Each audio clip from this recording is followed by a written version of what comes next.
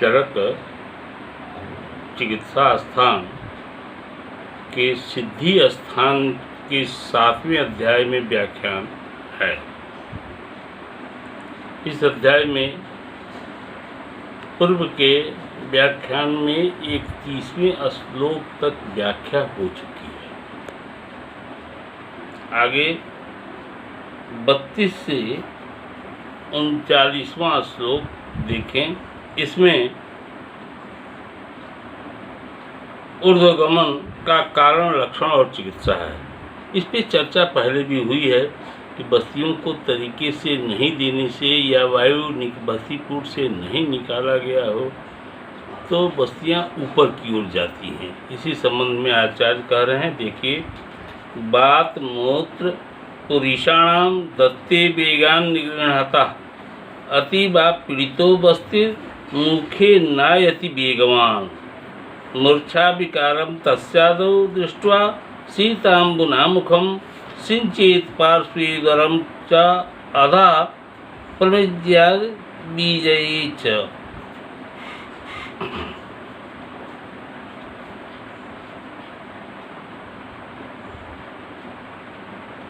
केशे स्वालंब्य च आकाशे धनुयान नासये च तम गोखरास्व गजै सिंहै राजप्रैस्यै तथोरगै उल्काभिरेव वम्यन्नश्च भीतस्याः प्रवर्तते वस्त्रपाणि ग्राहिकण्ठं रुद्ध्यां च म्रियते यथा प्राणोद्दान निरोधाधि प्रसिद्ध तर मार्गवान अपानः पवनो बस्ति तामस्वे वा कर्षति ततः कल्काक्षम पायित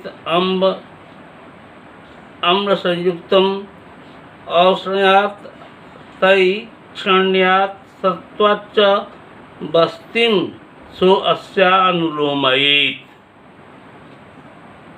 पक्वास स्थिते शून्ये निरीहोदशमूलिकाः यौकुल्लतस्तथैश्चैव विधेयो मुत साधितः बिल्वादि पंचमूलेन सिद्धो बस्तिर पुरः स्थिते शीतस्थे नामनं धूम प्रच्छाद्यं सरसपै शिरः। निरोह बस्ती देने के बाद आए हुए आपान वायु के वेग को, मूत्र तथा मल के वेगों को यदि रोक लिया जाए अथवा बस्तीपुट को अति तीव्र वेग से दबाकर बस्ती दिया जाए तो औषधि मुख से बाहर आने लगती है। ऐसी दशा में रोगी को यदि मूर्छा हो जाए तो सर्वप्रथम शीतल जल से मुख पर सिंचन क्रिया करनी चाहिए। साथ ही पार्श्व तथा उदर प्रदेश को नीचे की ओर मर्दन करना चाहिए। शीतल पंखों से हवा करनी चाहिए। पहले जो भी बात हुआ है तो बड़ी अच्छी व्यवस्था है। बालों को ऊपर की ओर खींचकर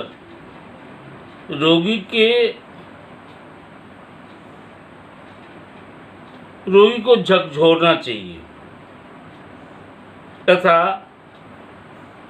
भयभीत करने के लिए यहाँ सांड, गधा, घोड़ा, हाथी, सिंह, राजपुरुष का यहाँ पुलिस है, सर्प इत्यादि भयकारी वस्तुओं का उसे डराना चाहिए। यही समझे। इससे ऊपर गया औषध का वेग नीचे की ओर चला जाता है। अथवा गले में कपड़ा लपेटकर या हाथ से ही गले को ऐसा दबाए अर्थात हल्के हाथ से यह कार्य हो, अन्यथा श्वासावरोधजन्य मृत्यु होने का भय रहता है।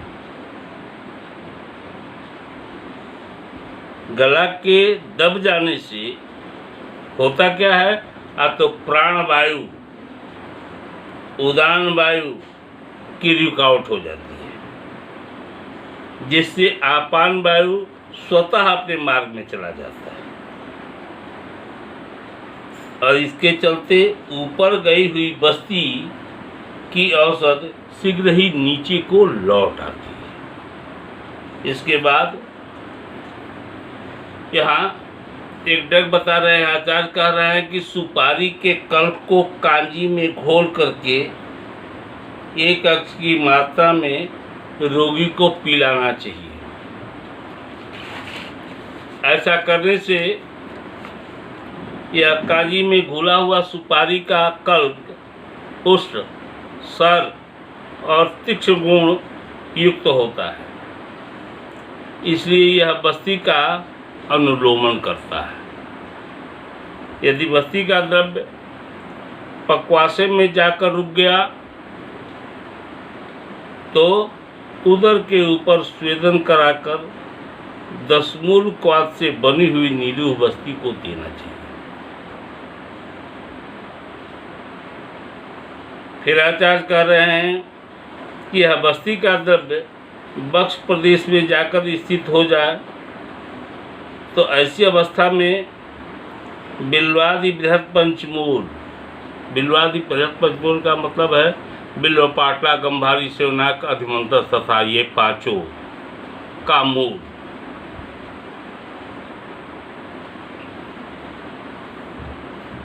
के क्वाथ से बनी हुई निरूह बस्ती का प्रयोग करना चाहिए।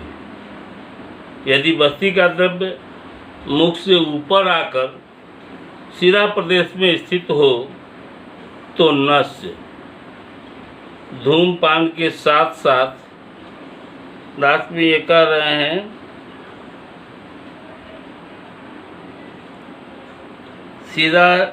शिरस्थे नावनम धूमा प्रक्षाद्यम सरसपई शिरा, सिर के ऊपर सरसों का कल्क बना करके छापना चाहिए। आगे बढ़ते हैं, 40, 41 और 42 श्लोक देखें। इसमें प्रवाहिका का कारण, लक्षण और चिकित्सा बताया गया है। प्रवाहिका निदाना पढ़ रहे हैं, आपने पढ़ाई होगा कि प्रवाहणम करोति इति प्रवाहिका, जिसमें प्रवाहन प्रवृत्ति रोगी में आ जाए उसी रोग को प्रवाहिका कहते हैं। यह प्रवाहिका के संबंध में आचार्य लिख रहे हैं, कह रहे हैं कि स्निग्ध शून्य महादोषे बस्ति मृदु अल्प भेषजा उत्क्लिश्याल्य अल्पम हरे दोषम जनेत प्रवाहिकाम सबस्ति वायु सोफेन जंगो उरुस सदनेन वा निर्ध मार्गो जंतुर्भिक्षम संप्रवाहति स्वेदभ्यंग निर्वहांस शोधनीया अनुलोमिकान विदध्यात् लंघयित्वा तो वृत्तिम कुर्यात् विरिक्तवत्। अर्थात अधिक दोष वाले व्यक्तियों में स्नेहन स्वेदन करने के बाद यदि उन्हें मृदु या अल्प मात्रा वाली औषधि बस्ती द्वारा दे दी जाए तो वह बस्ती दोषों को उभारकर कम दोषों को निकालती है। पूरे दोषों के नहीं निकलने के चलते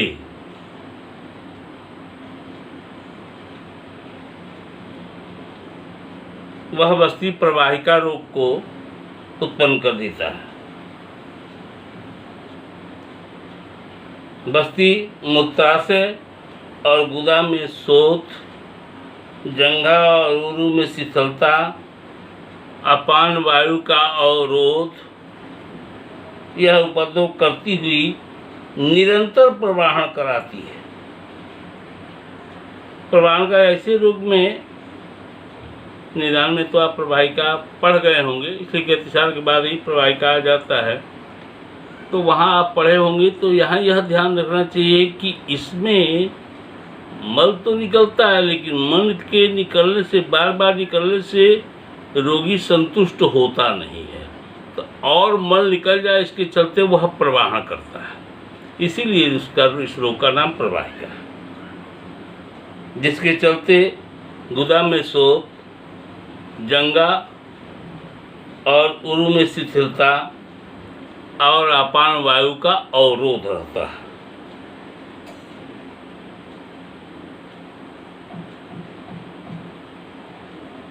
प्रवाहिका के वेग को बार बार यह निकाला करती है। ऐसी दशा में लंघन कराने के बाद स्वेदन दें, अभ्यंग के बाद ही स्वेदन दें।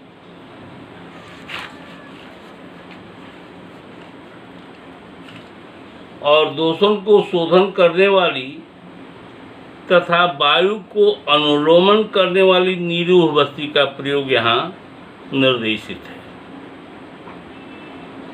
एवं विरेचन करने के बाद जो आहार विहार कराया जाता है, वैसा ही आहार विहार रोगी को कराना चाहिए।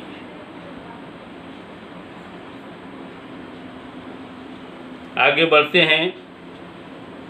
43, 44, 45 और 46 इन 4 श्लोकों के सीक्वेंस में सीधा शूल का कारण,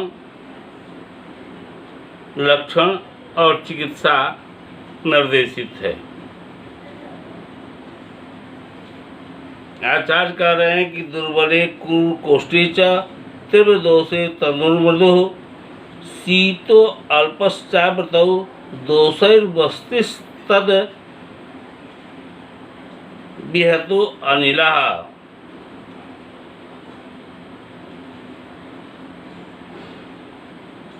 मार्गाई गात्राणि संधानोद ऊर्ध्वं नोग्निं विहन्यते ग्रीवां मन्ये च गृह्णाति शिरा कंठं भिन्नति च।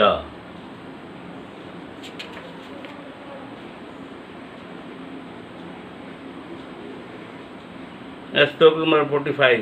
बाधिर्जम कर्णनादम च पीनसम नेत्र विभ्रमम कूर्जाद अभ्यंजनम तैल लवणेन यथाविधि एवं याद प्रथमनैर्नस्यैर धूमैरस्य विचैर तीक्ष्णानुलोमिकेनाय स्निग्धम भुक्ते अनुवासयेत्। यह निर्देशित चिकित्सा बता रहे हैं। कह रहे हैं कि क्रूर कोष्ठी, दुर्बल और अधिक दोष वाले रोगी में पतली बस्ती या मृदु बस्ती, शीतल अल्प मात्रा में दी गई नीरू बस्ती दोषों से आवृत हो जाती है। यह बस्ती की औसत जब जाएगी तो यह दोषों से, दोष बड़े हुए हैं, इस दोषों से यह बस्ती आवृत हो जाती है।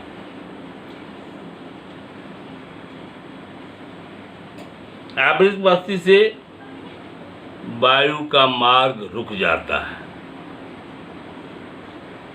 वायु के मार्ग में बस्ती प्रवेश कर संपूर्ण शरीर या संधियों तक चली जाती है और ऊपर सिर में जाकर पुनः वहाँ से रुककर नीचे आती है, जिससे ग्रीवा, मन्या में जकड़ाहट,